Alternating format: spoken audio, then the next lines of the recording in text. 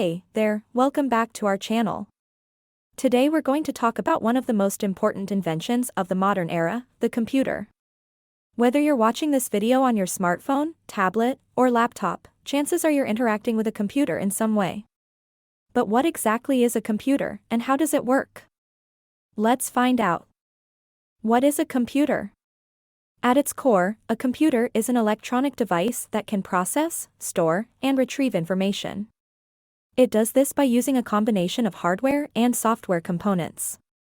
The hardware components include things like the central processing unit, CPU, memory, storage devices like hard drives or solid-state drives, SSDs, and input-output I/O devices like keyboards, mice, and displays. The software components include the operating system, OS, applications, and utilities that run on the hardware. Types of computers.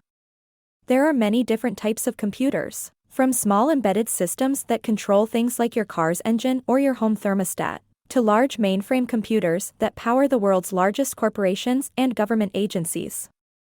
Most of us interact with personal computers, which come in a variety of form factors including desktops, laptops, tablets, and smartphones. How computers work. So how does a computer actually work? At its most basic level, a computer works by executing instructions that are stored in its memory. These instructions are represented in binary code, a series of ones and zeros, and are interpreted by the CPU. The CPU performs arithmetic and logic operations on the data, and then stores the results back in memory. This process is repeated millions of times per second, allowing computers to perform complex tasks quickly and efficiently. So there you have it, a brief overview of what a computer is, how it works, and the different types of computers that exist. Whether you're using a computer for work, play, or just to watch YouTube videos like this one, it's important to understand the basic principles of how these amazing machines function.